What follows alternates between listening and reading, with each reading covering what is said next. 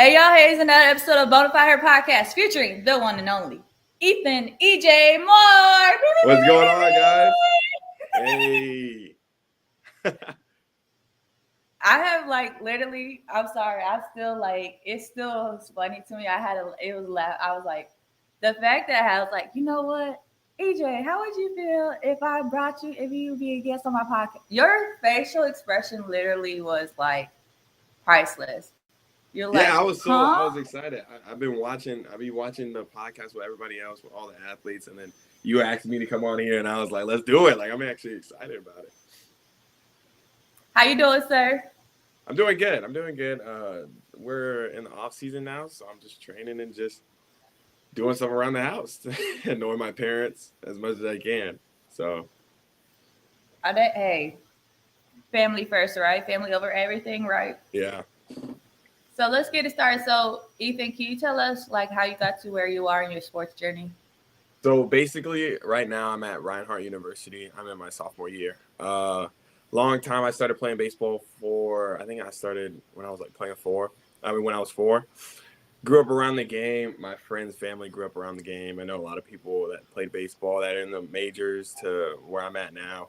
For the longest time in high school, I was pretty much undersized. I didn't grow or hit no growth spurt or get in the weight room or whatever. I was I think I was 5', 5'1", all the way to my sophomore year. So you're basically getting overlooked the whole time, trying to get college scouts to look at you everywhere. And then you're playing with other great talent, which getting your eyes and everything. So that was probably a tough struggle going up to where I'm at now. And then I started growing and hitting a growth spurt and getting in the weight room. I think my summer year, the summer of junior year. So I was late. I was a late bloomer. Me and my other friends were late bloomers.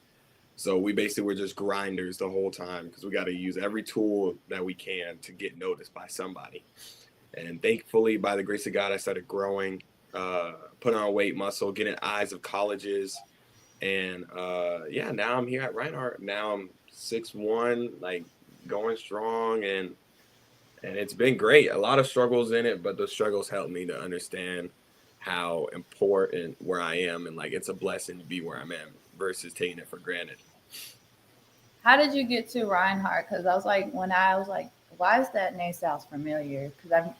And correct me if I'm wrong, you went to a different college before Reinhardt, right? No, this is, I committed to Reinhardt. I'm still at Reinhardt, yeah.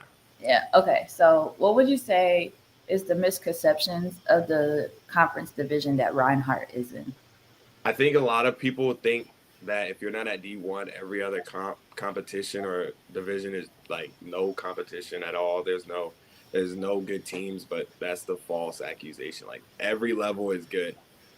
There's a team, it's called LSU Shreveport, that's in our conference or in the NIA, and they just went 60 or 56-0. They were undefeated the whole season, and they went to the White House for it, and they're really good. They would honestly beat D1s, a bunch of there's great talent at every level. And just because it doesn't say D1 next to it doesn't mean you can't develop or be at a program that does D1 things. Reinhardt does a lot of great things. We have a great coaching staff that's going to get you to the next level if you want to get drafted or whatever.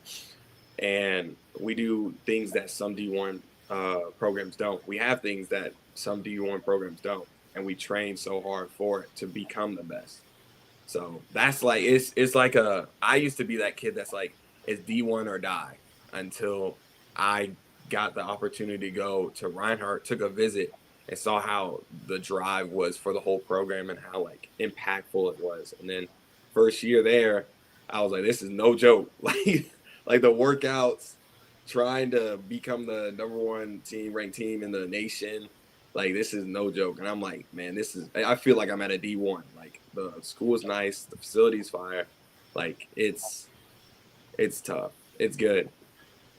But Man, people be downplaying a lot of the competitions that's quote unquote not D1. And it's if somebody's giving you the opportunity and looking at you and wanting you and seeing your value, I would go for it. Would you rather go to a school whether it's D2 NAIA and start versus you go D1, You're not getting any minutes or playing time, and you're just riding the bench. So it's Yeah, you gotta make the choices. Like there was instance like where I could have took a gap year and went to like a different school, but I was talking to my parents. They're like, "Hey, you're gonna get the best out of it at this school." They're real about it. Like you're gonna play. You're gonna get into games. Like how you say, I'd rather go to a school like that's not D1 and play my freshman year because a lot of time freshmen don't play or whatnot, and rather than going to a D1 and say I'm at a D1 and ride the bench all the way till like my junior year. for sure. Because Lord knows, because I mean, it's because I feel like in some ways that some people would go just for the hey, I just went to D1, and then it's like, oh, okay, like, do you have Yeah, any tape? And they're like, so you were just there for the name, right? So it's like, so, but if I'm going D2 NAIA or mid major, and I'm getting playing time and I'm getting utilized, I'm here for it. So it's like, exactly. I mean, like rub me my check. So, That's what I'm but saying. Like you're still going to get paid to play the sport that you love. Like you just gotta go for it. If you love the sport enough, it don't matter where you're at. so my and this leads to my question is, um, you know, what inspires you to be an advocate for women's sports? Um, that's a good question. My mom, I grew up in a house full of sisters. I don't have no brothers. Like my friends, I call them brothers, but and my blood sisters, like all I got is sisters. My mom, my two other older sisters, like they played sports all their lives, and like I said, it's hard for them to even get noticed or like the pay grade different is crazy, and that just changed my lens to be like, it's a blessing to where I'm at and like how it should be like it should be and they should get the right opportunities, especially like at the like say like WNBA or like now there's a professional softball league. Like I hope that grows because like not a lot of people really take them like serious and then be like, oh, that's easy, whatever. But in reality, it's hard. Like they have to work as hard as us, or even more. So my mom told me like, hey, she taught me through her lens like how she grew up into it, how hard and all the struggles she had to go through, especially like starting her own business or like working at AutoZone and like people didn't take her serious as the manager because she was a woman. And then once they actually understood how her knowledge was and how she was so smart and intellectual and the things she had, like people started taking her serious. And it's just a lot of hard work women have to go through sports. So I'm not going to take that for granted where I'm at because we get more opportunities than they do. So Or and they're about to have a pro baseball team for women. Just it'd be like yeah, I just it, seen that. Yeah, no lie.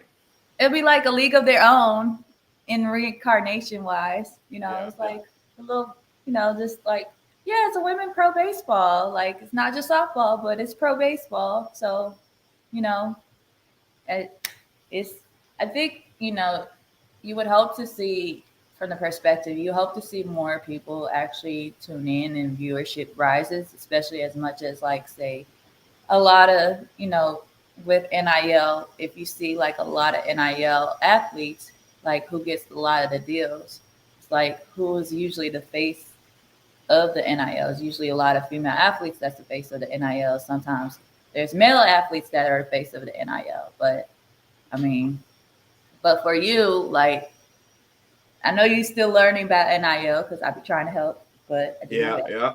But how impactful, like from you still wanting to learn, but also learning about the NIL, how impactful has NIL been as a college player for you?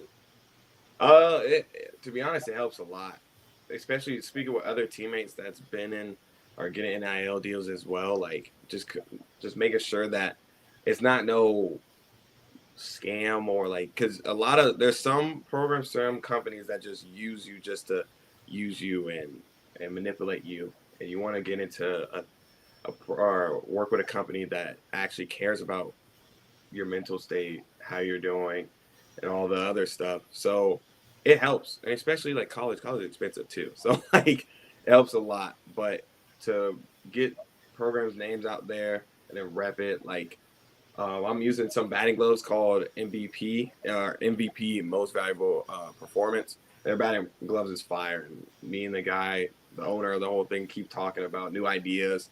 And it's not just a one-way street. Like I just use their product and get paid for it, something like that. It's like I give them ideas as well, and they're like, "Oh shoot, that's a good idea." And then they start creating it, and then more people will be like, "Oh shoot, their company's fire," and it just starts growing both. So it got to be like a two-way. Like I'm helping them as they help me. I can feed into ideas and think like, "Hey, what about an arm sleeve that says this?" And then they create it and then go into it. But NILs have changed tremendously over the whole years. And that's fine. You got little batty Just a gloves. little, something like that, just a little bit.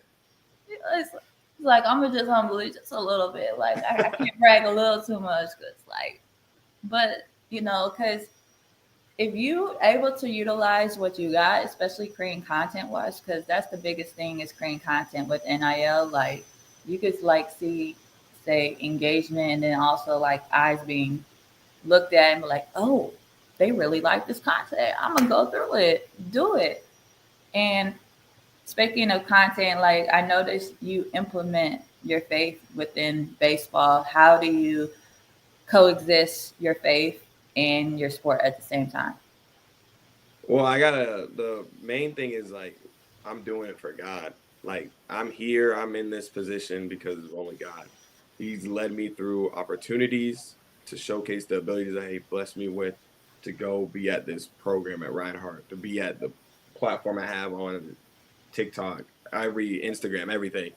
So if my heart is pure in the fact of I'm trying to do it for God and making sure His name is glorified every step of the way, on and off the field, it's going to be a straightway path. Because once I start thinking about like other things like the fame or like oh how many likes I get, it's my intentions of what I'm doing is has gone away.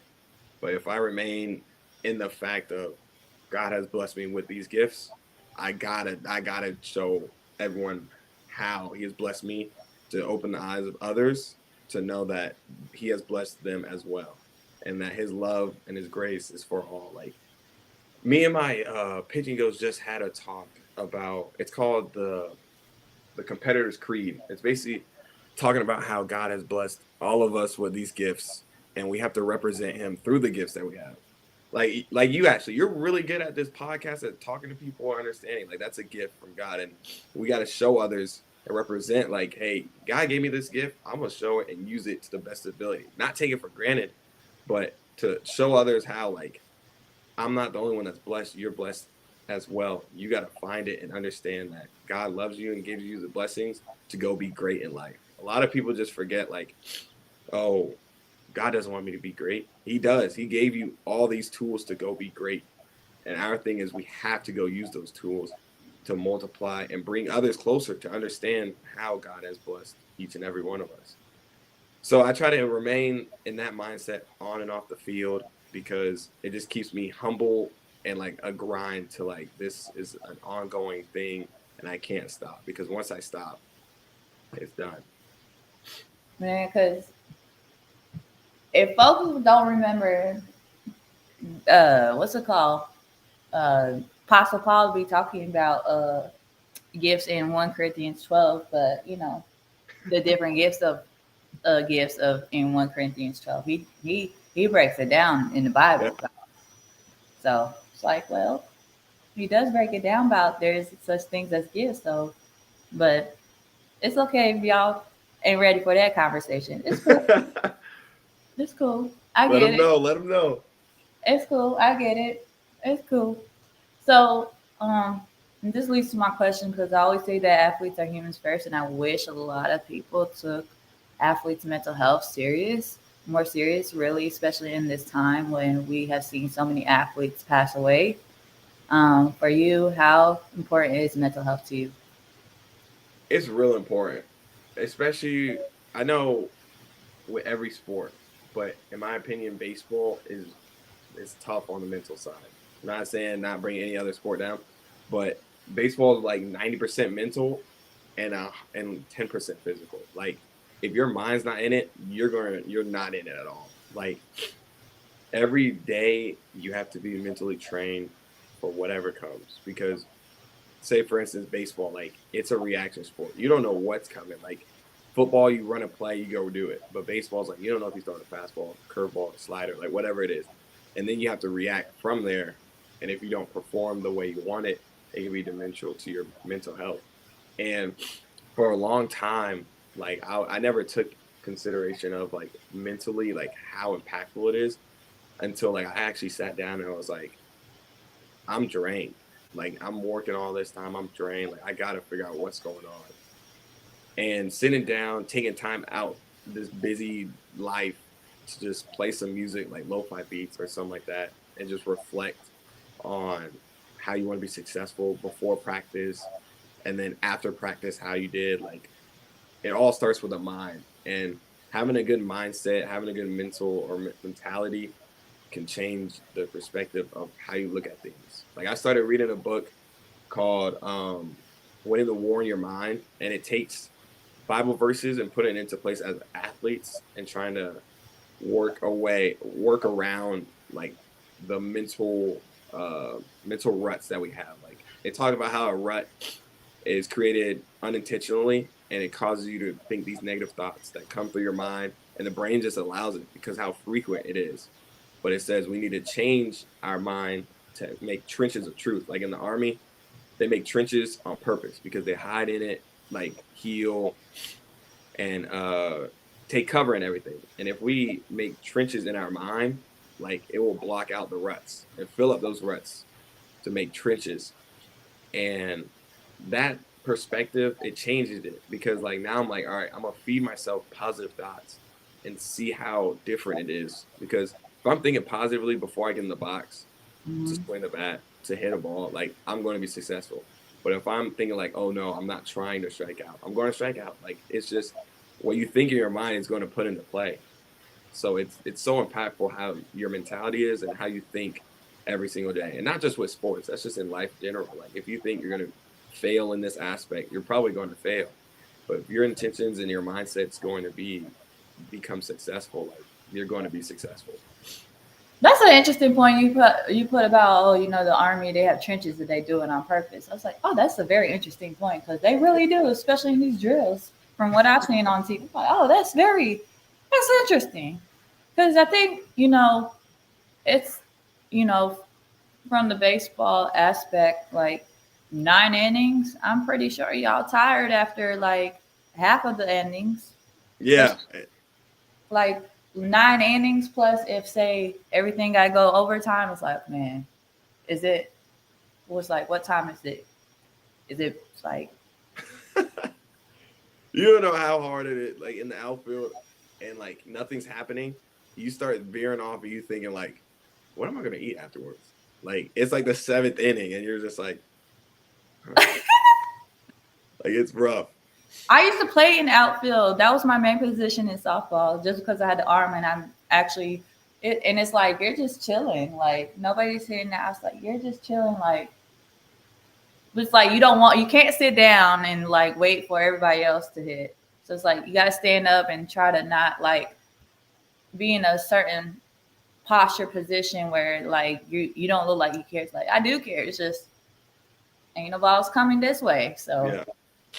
or like if you look you want to like you have that mindset like, hey, let's just have a conversation. Like, hey, what's up? How you doing, neighbor? Hey, neighbor.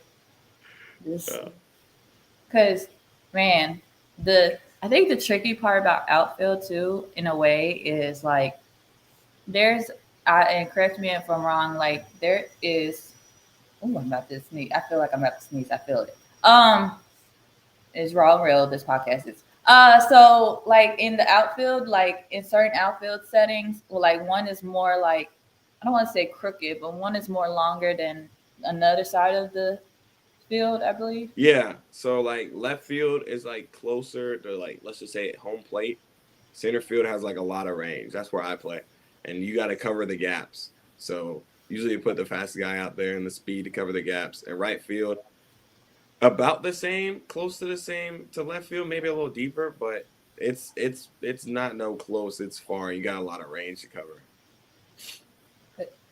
Speaking of center field, because I know you are a Houston fan, but who are some of like players that you looked up to growing up? So, okay, I used to be an infielder in high school, but when I got to college, they saw my speed and how I can impact in center field. They started working with me in center field. So at first, it was like Jose Altuve because the size and I could relate to him. But then once I started going into college, I'm starting to look at Acuna, Julio, J Rod, like all the guys that are out there. Jazz, I'm really looking at Jazz right now. How his style and how he just plays multiple positions, just the swagger. Like to play center field, you have to and like you have to be a leader in the outfield. And all those like Acuna, they have swag to it. Like you don't want to be playing the position like timid or whatever. Like you gotta have swag and know like you're here for a reason. I'm gonna be great at it. Say like J Rod too, like Julio Rodriguez. If people don't know who J Rod is, but he has swagger out there covering ground. Even Michael Harris, like he's local to me, like he's around the area, and they have the arm tracking balls, just like their I don't want to say aura, but their person, like they're just the way they just take over the position. They're just like I'm calm. I know I can track balls. Like it's just good to look at that and try to expand my game on that. And then on the hitting side, like I look at Vladimir Guerrero. Um, he has a toe tap, so I try to replicate him and just the swag because the difference between like MLB, obviously they're really good, like way better than us, but like they have like so much confidence and so much swagger to it. Like it just takes care of the mental side, takes care of the game. So that's the biggest thing. I'm trying to replicate my game off of those players to just have that swagger to it. Man, the fact that you mentioned Vladimir, I was like, you talking about the father or the son? Because they were both great. The father was great. I'm talking So about the son, the junior. okay, Yeah. Talking I about don't know if you saw that one where so I don't know if you saw that clip where say um so the Toronto Blue Jays beat the Yankees, swept them, or yeah, yep. they beat the Yankees, and he was being interviewed by David Ortiz and some other, and he talking about the Yankees lose. he said he said Da Yankee. Yes, he said that, and David Ortiz laughed. He's like, "Do it again." And it was like both of them were saying it twice. Because, mind you, like, and it was interesting because both David Ortiz and Vladimir Guerrero, they're from the same area, from the Dominican. You know, you've seen all the different players from different countries having their own representation. So, and at least to my question, for you, having someone that look up to you or you looking up to someone, how important is representation? It takes a I say it's so impactful because my dad always told me someone's always watching. And I always thought like, okay, it could be like scouts, whatever, parents. But like you gotta also think there's kids coming to the games and they might be looking up to you like, hey, I want to play like him or be his style. So like if you're crashing out after a strikeout or something like that, or you messed up, like the kids are gonna think that's okay. And like you have to control what you can, control the controllables. And like I got when I'm in high school, freshmen's coming up, they're looking up to the upperclassmen, like us seniors, like, all right, what's the standard? How are we going to run this program? Like, are they just joking around, not taking it serious?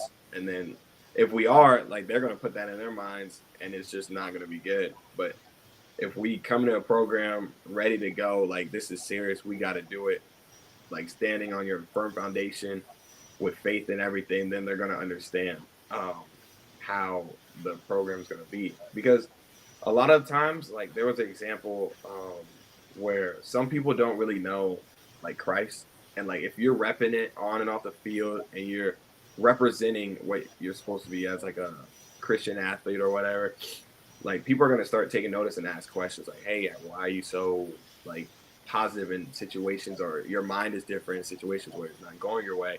It's just you're staying consistent, and like that could just lead people to Christ and to lead people in the right direction to become like the person they're trying to be as well. Like you think that you're not helping if you're like staying to yourself or being humble, but like other people take notice to that and like they start to ask questions and understand like the representation that you have on yourself can reflect your family, reflect the program you rep, NIL deals, whatever it is. So just your image is so impactful everywhere. What would you say is some of the misconceptions of being a Christian athlete?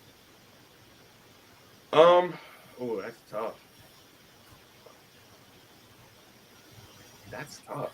There's like, I would say some people think we're weak, like our mindset's weak because they think that because we're a Christian, we have to we're just positive or whatever. Like we have that mentality too. Like we have the mentality to be a God fearing, a warrior of Christ. Like we gotta go after it. Like even on the field, like I'm coming here to dominate.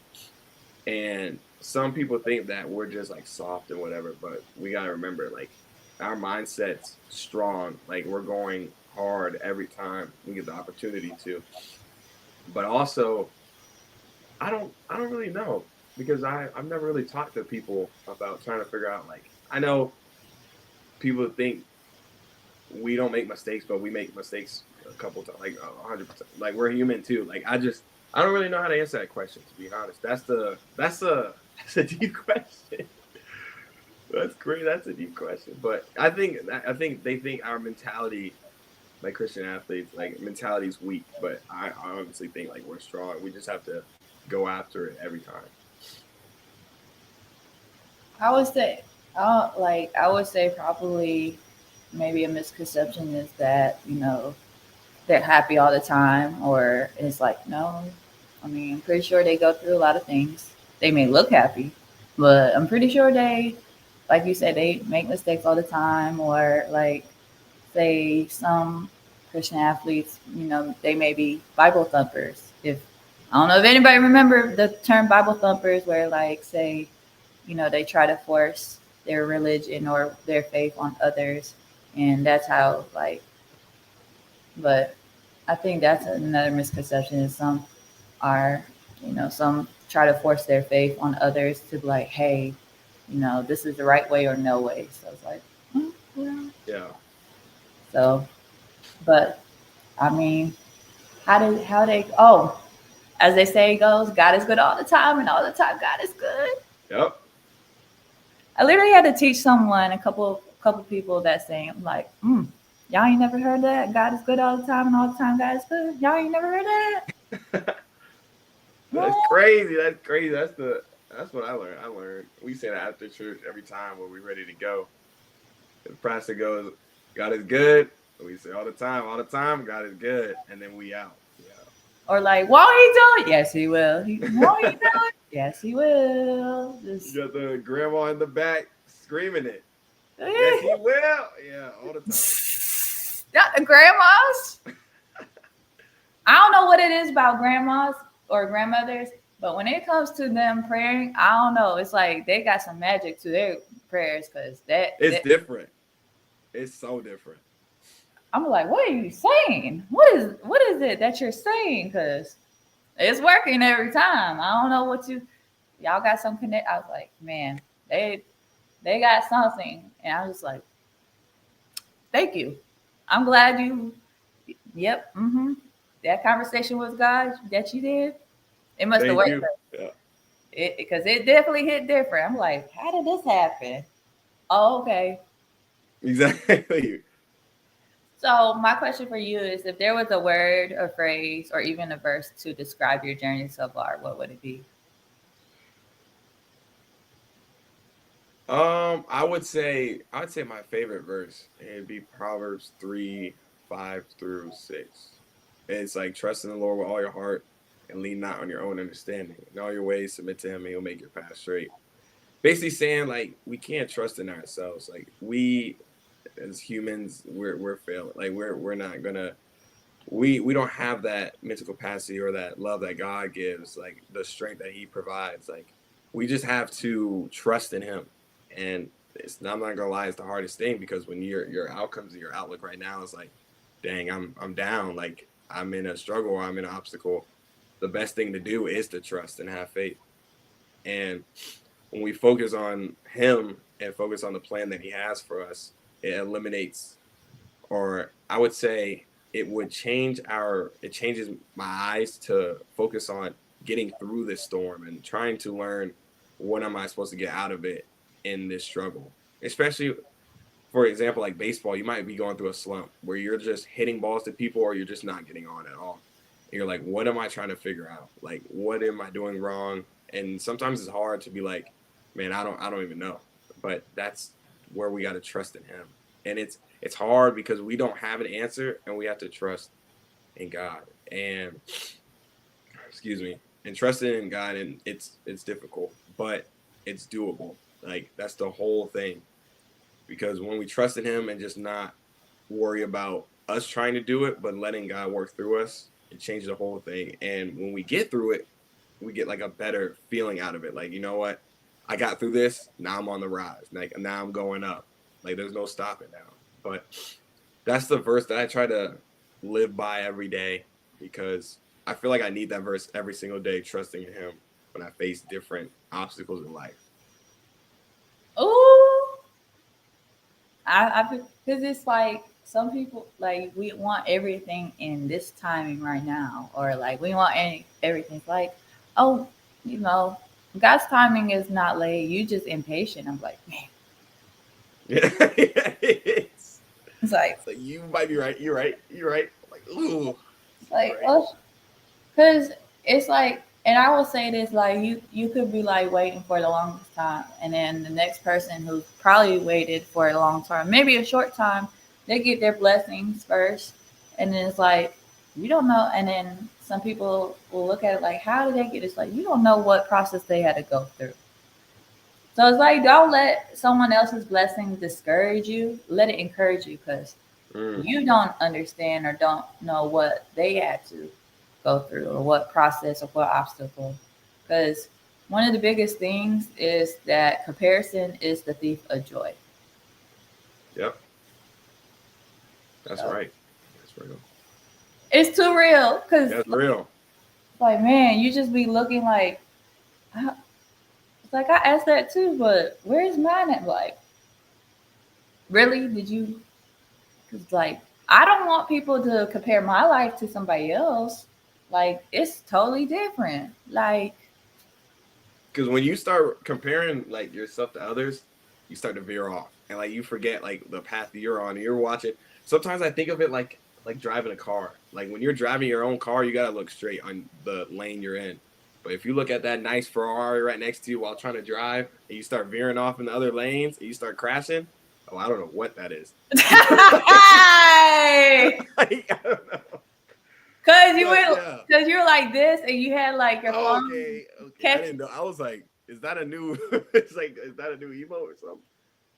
That is hilarious. I've had somebody do that. They're like, "How did that sound?" It's funny because it's like the iPhone or the iPad. They'll catch you if you have like some type of your thumb. If they look at your thumb or whatever like this, and you could be explaining something, but they catch it. They're like, "Yeah." And then when I'm trying to do it, it just don't pop up. Like I be trying to do it on FaceTime or whatever. But if I have it like this, it comes up like ding. Like it's just so weird. It's like, oh, how did it? It's funny because it's like you could be on live too. Like I found this out. You could be on Instagram live, and you could be like doing the heart sign, and all the hearts little thing come out and stuff. Like, oh, oh, well, this is interesting. I'm Like not it's even on new. my FaceTime, but Yeah. okay. So, but that's hilarious. That was. I didn't even know that was possible to be honest.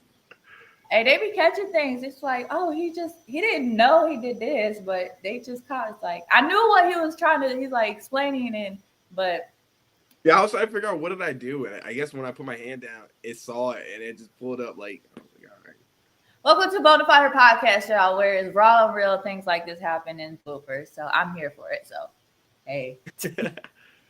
so I always ask my guests this question. For the men, it's authenticity. So what makes Mr. Ethan EJ more authentic, or what makes your story stands out? I would say um how the struggles I face in becoming a late bloomer and how like mentally that was tough, like how hard you had to work. Because I know there's kids out there, they're seeing all these other kids 13 to 15 throwing 100 miles an hour or 6'3", whatever. And it's hard because you're comparing yourself to them and like, dang, I'm not going to probably get the same opportunity. But you have to understand that your time is coming. Like, you got to keep head down, keep working, keep trusting God. And your time's going to come. When you get the opportunity to show out, you're going to show out. And even if you do and you don't, you're going to have another opportunity to come. Because, like I said before, my whole life I was like 5', 5'1", until like my junior year of high school, and I was getting overlooked and everything, and then it just all clicked, and I started growing, putting on weight, and then I had to do a lot of catch up, but grinding in the early years of my life like helped a bunch and trained the mental state of my mind to be like, now I'm here, I got to keep grinding. Like, other people have to learn how to grind while I've already grinded my whole life, and it's just natural to me. So I just want to become that person to be like, hey, take it from my story. I known people, I lived through it, how you can be down, soon you'll be up. Like, your time is coming, and just you gotta wait. You gotta wait. That's the hardest thing. But you just gotta grind, head down, trust in the Lord, and keep going. Ooh, hold on, wait a minute. Ooh, You my little fan got effect. a little fan, okay? I had to. I've been having some, like, I even use paper to do my fans. I just use a Christmas card or something. So his little envelopes as a fans too, because it's paper. Because fans made out of paper. So like, I have my own little fan made out of paper. Bow. So I ain't gonna lie, immensely. That's a great word. It's like, I like that word, immensely. Yeah. It's like you Yep. just feel so powerful mentally. I'm like, yeah, yeah. It's like, yep. It's irreplaceable immensely. Like, it's like that. Good word. I try to stay on my vocabulary. All right, I need to stop. It's I need to stop. like I try to stay on my vocabulary. You know me. I try. You learn something new every day, don't you? Exactly. But for people that don't know me, you know me, Ashley. I have my stutter sometimes. I be slipping up. I'm like, all right, you know what? It's whatever. It's like you just laugh at your own pain, at your own show. It's like, yeah, I would laugh a little bit, but dang it. Like, It just happens. Like, all right. it's like, it just happened. You ain't got to remind me. I already see it. We already see it. We, like, we got it. So, but can you let the folks know where they can find you and follow you for any upcoming season events for your baseball season?